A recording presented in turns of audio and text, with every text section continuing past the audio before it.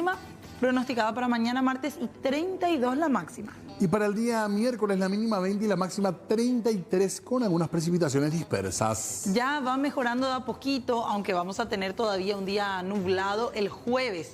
24 grados de mínima, 34 sería la máxima. Y atención, para el viernes de vuelta sube la temperatura, la mínima 25 y la máxima 36 grados.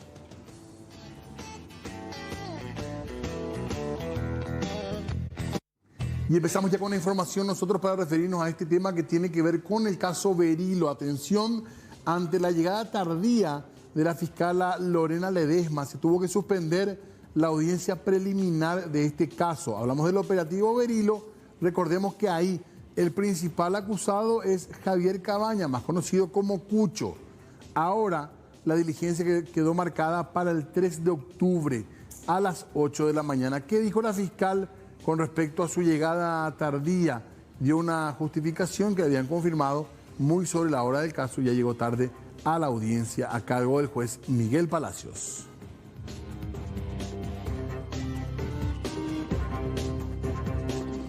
Y hablemos del caso paraguayo Cubas, aquel proceso después del 1 de mayo de las manifestaciones, porque un tribunal de apelación decidió revocar una resolución del juez Ubaldo Martínez, mediante la cual se buscaba peritar el teléfono del político paraguayo Cubas. De esta forma, ya no se va a realizar esta nueva extracción de datos del celular del político después de esta determinación que han tomado los camaristas, que concluyeron que el juez se extralimitó al disponer una nueva pericia.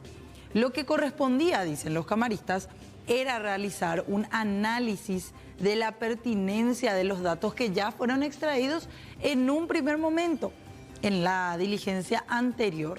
Paraguayo Cubas, recordemos que cumple a un arresto domiciliario en un hotel aquí del centro de Asunción en la causa derivada de las manifestaciones violentas después de las últimas elecciones generales realizadas el pasado mes de abril. Ya no se volverá a peritar finalmente el teléfono de Paraguayo Cubas.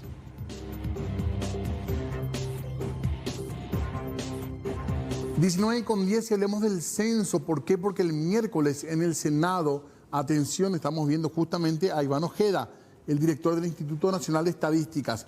¿Por qué? Volvemos a la información de la Cámara de Senadores que confirmó para el miércoles en su sesión ordinaria 9:30 un proyecto de resolución que cita e interpela al director del INE, Iván Ojeda. Esto fue presentado por Katia González, Nakayama, Esperanza Martínez, Patrick Kemper, Edgar López, Rubén Velázquez, José Oviedo y Rafael Filisola. ¿Por qué esto es? Y porque dicen que dejó dudas el tema del censo, los resultados que se dieron a conocer. Entonces lo van a interpelar, o quieren interpelarlo al menos, al director del INE para que explique por qué algunos números sorprendieron. Por ejemplo, el caso que tiene que ver con la población, la cantidad de paraguayos que somos. Eso dejó por lo menos asombro.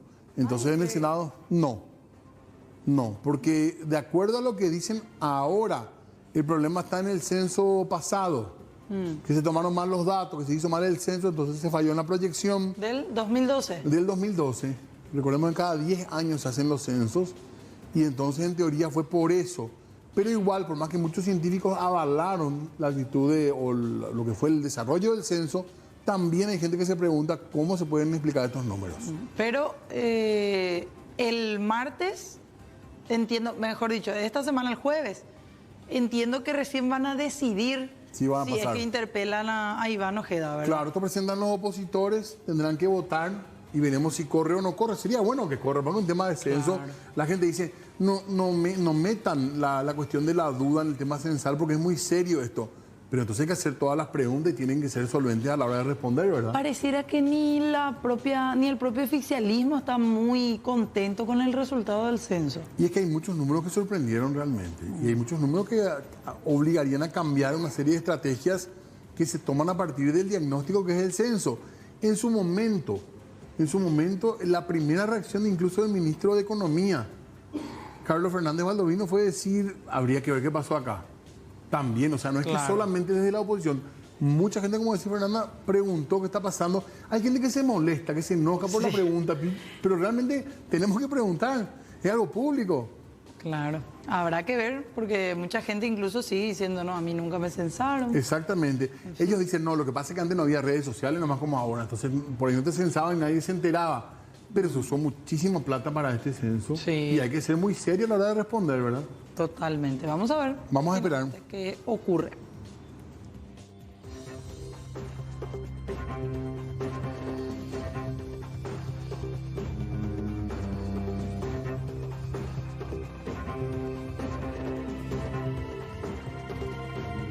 Y seguimos hablando de este caso en donde se investiga el robo de una cantidad bastante elevada de cheques que estaban en el depósito de un juzgado. 471 cheques, recordarán, que fueron sustraídos de dicho depósito judicial, y el juzgado de garantías a cargo de Rolando Duarte, que es el magistrado que admitió la acusación contra Ramón González Daer y la abogada Emma González Ramos por este caso del supuesto robo de los cheques. La causa ya contaba con sobreseimiento provisional a pedido de la propia Fiscalía, con el fin de avanzar con las diligencias pendientes en el marco de la investigación. Los fiscales Néstor Coronel y Luis Piñanes solicitaron la reapertura, alegando que las instancias investigativas ya se encuentran lo suficientemente agotadas para confirmarse la acusación y elevar la causa a juicio oral. Es que finalmente el juez toma esta determinación. Y con esta reapertura también se fija la audiencia preliminar para los acusados para el martes 10 de octubre próximo a las 8:30 de la mañana.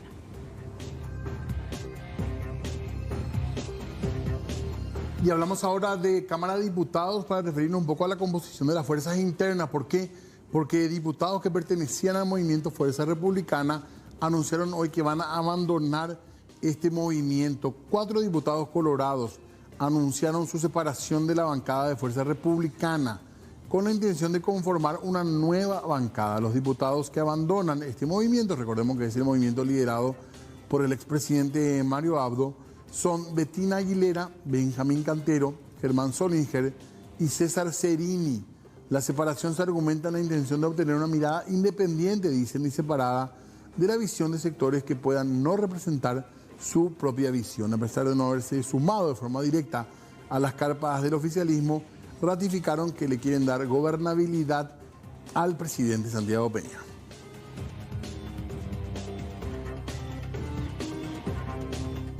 Paro de actividades en la Universidad Nacional de Asunción. Eso es lo que decidieron desde el Consejo Superior Universitario de la UNA. Declararon el paro académico y administrativo también. Allí están viendo la fecha, martes 19 y miércoles 20 de septiembre. Esto lo hacen para respaldar y acompañar las movilizaciones que van a realizar docentes y funcionarios que están exigiendo la nivelación salarial. El Consejo resolvió el cese de todas las actividades. Estamos hablando de tanto académicas como administrativas y de servicios asistenciales en todas las unidades, institutos y centros. Pero sí anunciaron que el paro en sí no afecta a las defensas de trabajo que ya fueron programadas ni a visitas de evaluadores para la acreditación de carreras.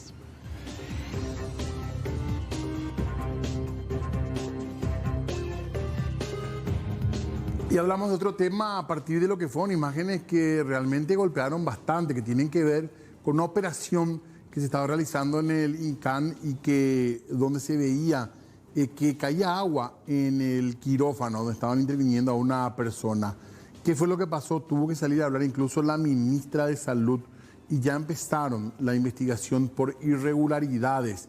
Estamos hablando, cuando decimos INCAN, el Instituto Nacional del Cáncer. Se va a abrir un sumario, en realidad ya se abrió, que tiene como objetivo deslindar responsabilidades, puesto que tienen sospechas de que todo lo ocurrido en las últimas semanas podría tratarse de un boicot contra nuevas autoridades.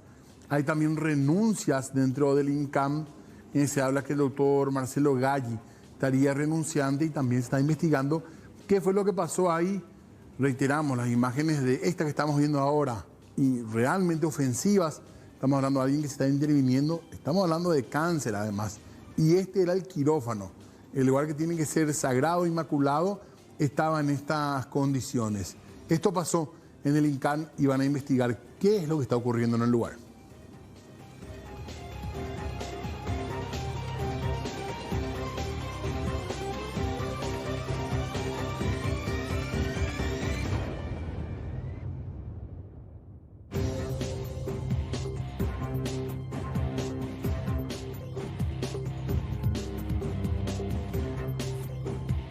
Previsión social. Una de ellas tiene que ver con el área de los quirófanos específicamente, que se trasladará. Los quirófanos que se encontraban hasta ahora en el 8º piso pasarán a ubicarse en la planta baja. ¿Por qué? ¿A qué se debe esta medida? A una recomendación técnica sobre los nuevos equipos que fueron adquiridos por la previsional. Actualmente, las salas de cirugías, específicamente del nosocomio, del IPS central, no están funcionando. Se van a realizar todos los trabajos, en este caso, para realizar entonces el traslado de los quirófanos del 8º piso a la planta baja.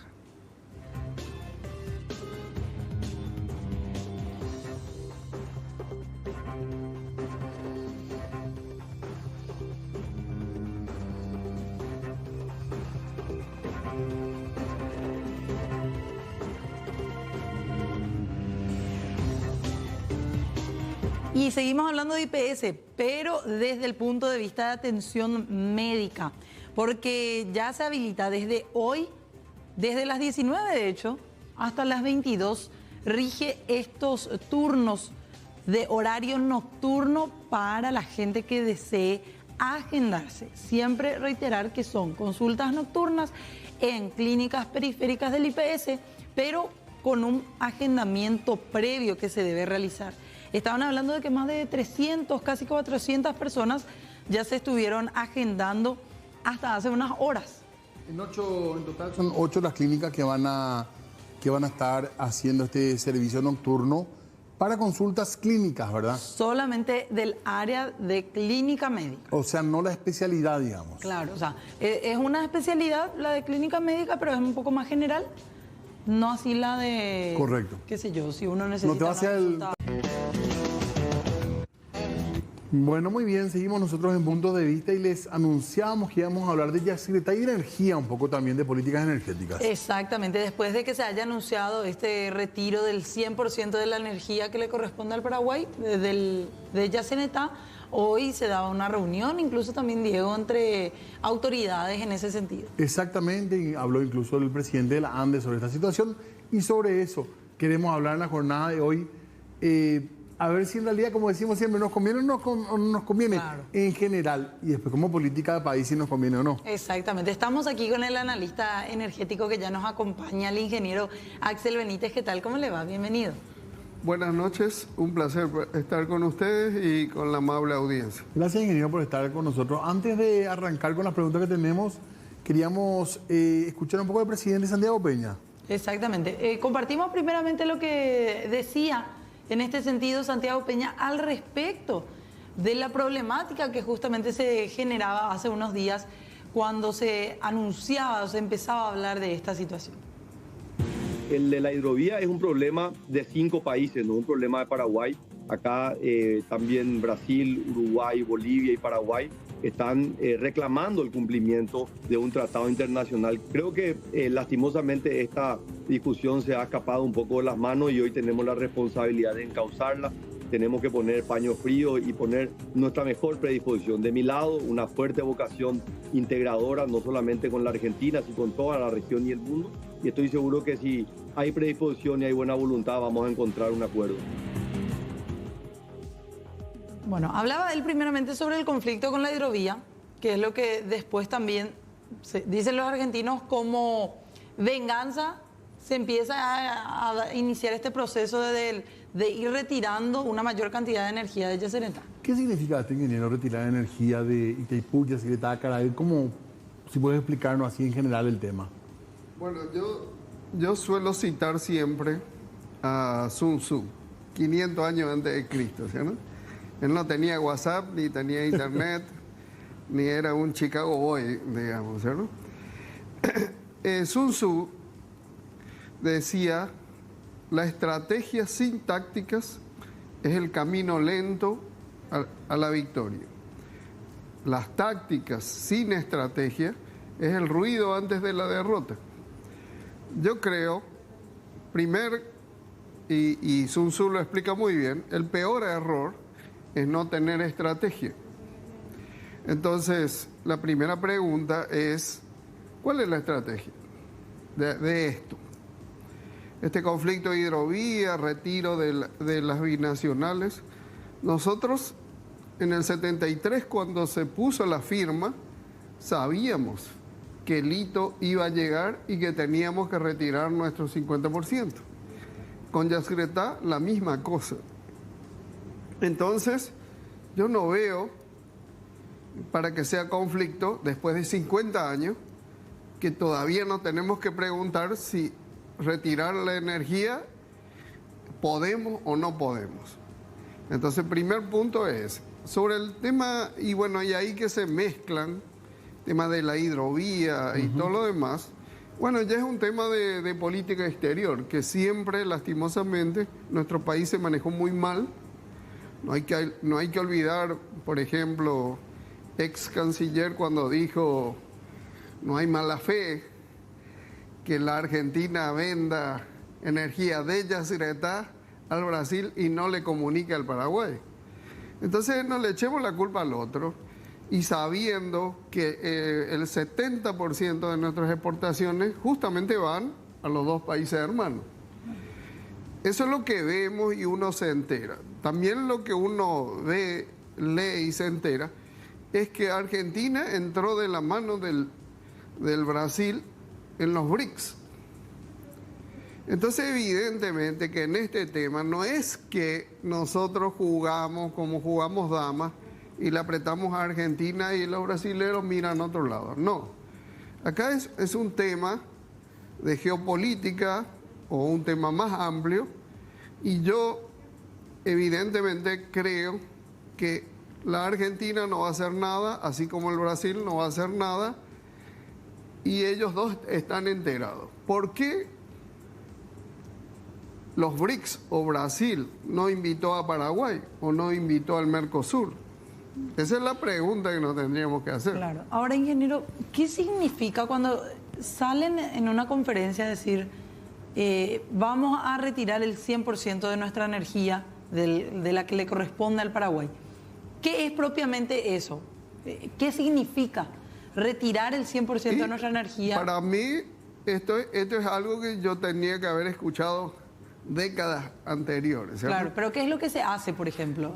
No, y es mayor retiro de flujo, de potencia, y lastimosamente se nos explica mal o se nos toma de tonto, porque en las páginas web de CAMESA, por ejemplo, que es el operador argentino, se ve hora a hora lo que retira Paraguay.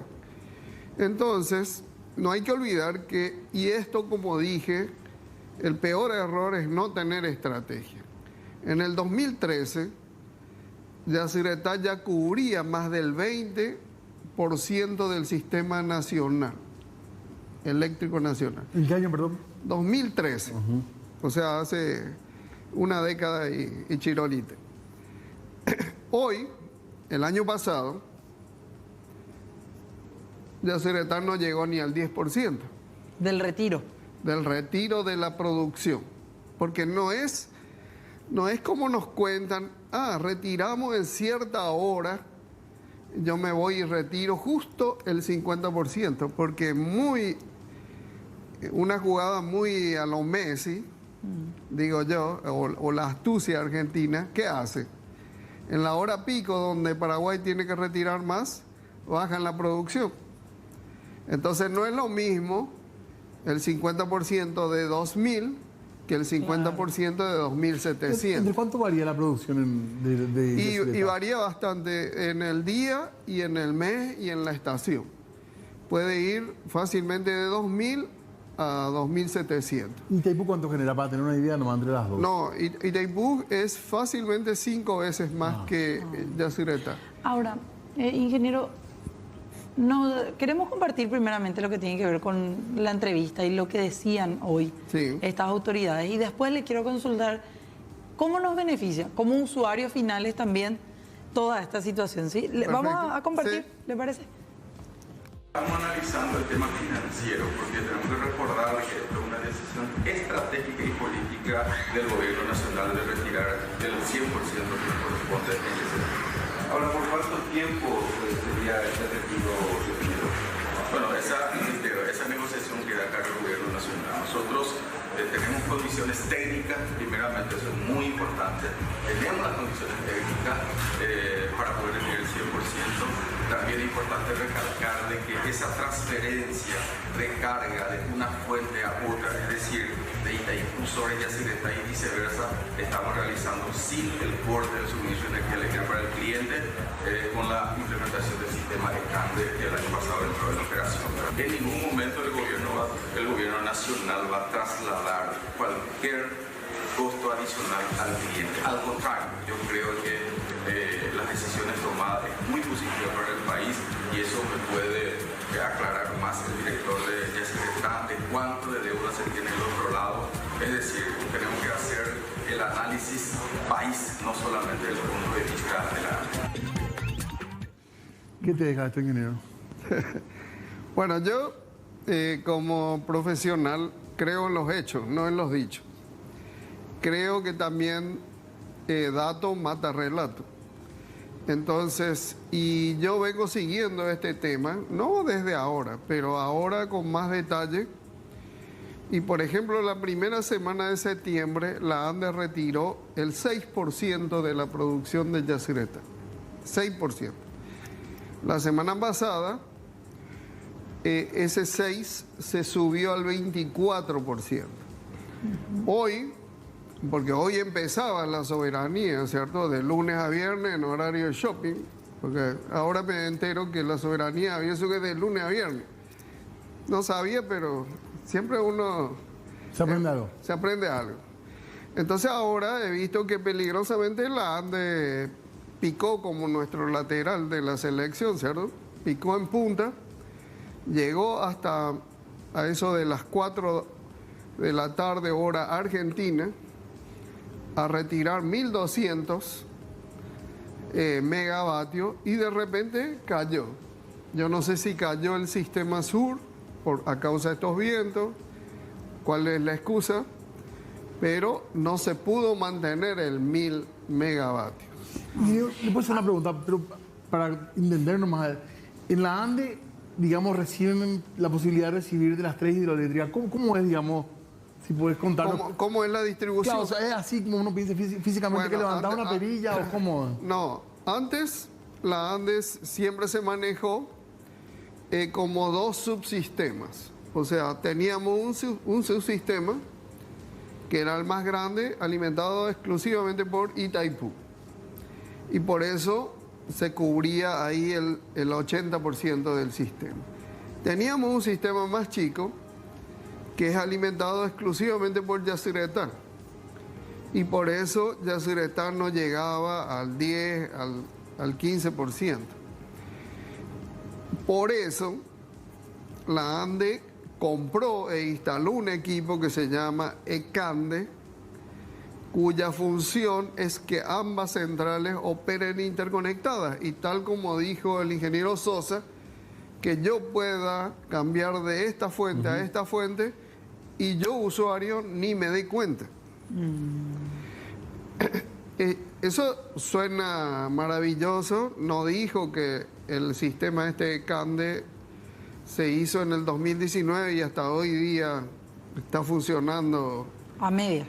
A medias. Estuvo desconectado estos meses. Bueno, pero ese es un tema operativo. Desde el punto de vista, a mí como usuario, A mí como usuario o como país me interesa que se use la energía. ¿Por qué? Porque mayor consumo de energía es directamente relacionado a mayor desarrollo y crecimiento país.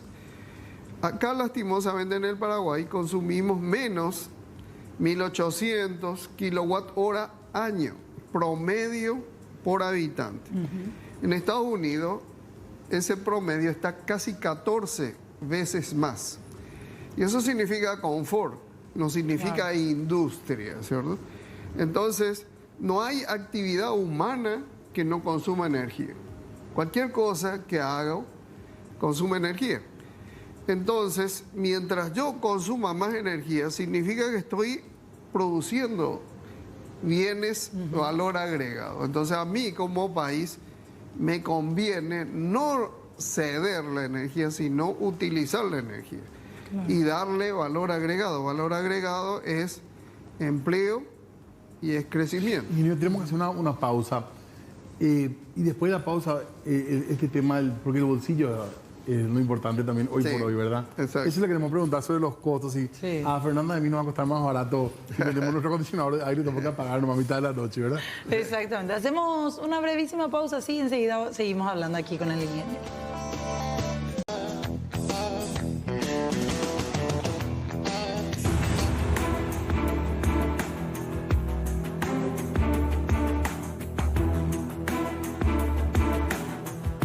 La patente crisis diplomática y fluvial que se vive entre varios países de la región sienta sus antecedentes en septiembre de 2022, cuando el Ministerio de Transporte de Argentina resolvió el cobro de un peaje para las naves que circulan por la hidrovía Paraguay-Paraná, argumentando que este mismo se da como retribución por los costos de mantenimiento y dragado soportados por este país.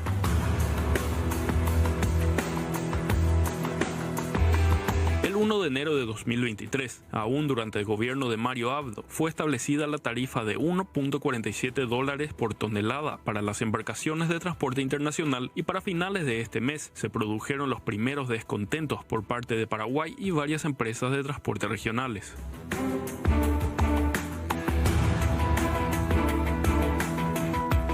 La crisis estalló cuando el 28 de julio de ese año, Argentina embargó un buque paraguayo que transportaba un cargamento de soja y este permaneció detenido por aproximadamente 10 días, hasta que finalmente se decidió pagar el monto requerido para su liberación. Se sucedieron negociación tras negociación, incluso con la visita del ministro de Economía argentino, Sergio Massa, que se reunió con el ya presidente Santiago Peña, dejando ver un panorama prometedor para la resolución de este conflicto, pero sin resultados concretos.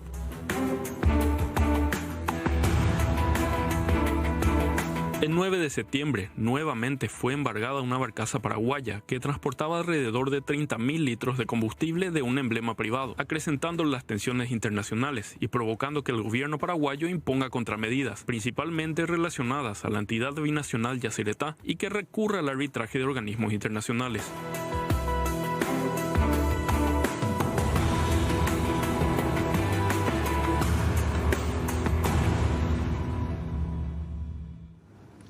Bueno, a toda esa situación de la hidrovía, decíamos, después se determinó, y de hecho que hubo en esa visita con Sergio Massa también un reclamo por las deudas con Yacyretá, los pagos o la falta de pago en realidad, y después de eso devino finalmente esta utilización o este retiro de una mayor cantidad de energía. Si no la hidrovía hubiese pasado esto, ingeniero, ¿vos crees? Y primero el tema de la hidrovía, yo creo que para Paraguay es clave, somos un país mediterráneo. Y el tema de la hidrovía ya viene de la época del doctor Francia, ¿cierto? Entonces, en cambio el tema de la energía ya es un tema posterior. Este tema de la energía, yo creo que todos estos conflictos vienen de que, y ustedes saben y el público sabe, que siempre se ocultó las cosas en las binacionales. Entonces, por ejemplo, hoy no sabemos cuánto es la tarifa de Yacyretá. Es una vergüenza que nosotros somos dueños o somos clientes en Yacyretá. Y que el dueño no sepa cuánto cuesta. Y no se sabe. Y no se sabe porque En teoría, la Argentina sigue aplicando unilateralmente la famosa nota reversal del 92, que fue rechazada por nuestro Congreso en el 95. Pero ¿cuál es el problema? El problema es que la propia ANDE en su memoria 2022 acepta eso. Y en la memoria 2022, página 230, para que él quiera leer, habla de una deuda por la colita de energía. O sea, la ANDE dice que paga a cuenta 22.63, pero esa no es la tarifa, paga a cuenta. La colita al 31 de diciembre del 2022 es más de 560 millones de dólares. Bueno, eso pasa con Yacyretá. Y con la Itaipú pasó lo mismo. O no nos olvidemos las negaciones a que entre la auditoría, claro. Por ejemplo, la Contraloría, el tema del informe SAC y todo lo demás. Entonces, todo esto trajo un manto de sospecha, de duda, de malos manejos. Y bueno, y hoy tenemos que administrar eso. Ingeniero, ¿puede ser más barata la energía? Claro que puede ser más barato. Y esto puede beneficiar al ciudadano común. Pongamos que el país le beneficia, pero esta política que se toma ahora, ¿puede resultar que en nuestro bolsillo se sienta esto? Bueno, nosotros tenemos la tarifa más baja a nivel del Mercosur, pero no podemos comparar el precio de un bien nomás. ¿Qué sé yo? Yo digo, la Argentina es más barata porque el pan es más barato. No. Claro. El costo de un servicio público está en función de los ingresos. Y acá, lastimosamente, hace 3, 4 décadas, desde el 66, ¿cierto? Tenemos la ANDE. La ANDE es un monopolio. La ANDE es un monopolio que debe ser el único monopolio en el mundo que vende un único producto que es sustancial, que todos tenemos que... y encima pierde plata. Entonces, tu pregunta es... Claro que perdemos plata o nos cuesta caro, pero estamos pagando ineficiencia de la ANDE. Por ejemplo, la ANDE, y se puede ver en la memoria 2022, las pérdidas eran 26,44%. O sea, de cada 4 que retira, solamente 3 son facturados, ¿cierto? Ahora, ingeniero, ¿en qué más nos puede beneficiar que estén diciendo vamos a retirar una mayor cantidad de energía de Yacyretá? ¿Disminución en algunos problemas de cortes, por ejemplo? ¿O no va tanto por ese lado? ¿Cómo más? Técnicamente no veo porque justamente vuelvo a Sun Tzu. ¿Cuál es la estrategia? Esto no se hace de la noche a la mañana. Uno no juega primera sin antes haberse preparado, ¿cierto? Entonces, ¿en qué nos beneficia? Y yo creo que esto le va a obligar a recapacitar a la ANDE, va a tener que incentivar a ciertos mercados de consumo, por ejemplo las MIPYMES, que es una vergüenza, las MIPYMES no tienen un tarifario en Paraguay exclusivo, ¿cierto? Entonces, y sabemos bien que la MIPYME es la base de la mano de obra. Exacto. Entonces, yo tengo que levantar, ¿cierto? Estimular. Estimular eso. Tengo que estimular el desarrollo, el valor agregado y todo lo demás. Y bueno, ojalá esto sirva para eso. Ingeniero, le agradecemos muchísimo el tiempo, la verdad que es muy interesante, así que el compromiso para que vuelva está hecho. Bueno, a las órdenes. Muy amable, y tomo la palabra. Muchas gracias. Gracias, ingeniero. Muchas gracias. Bueno, tenemos que hacer una pausa, Diego. Así mismo. Y en medio de esta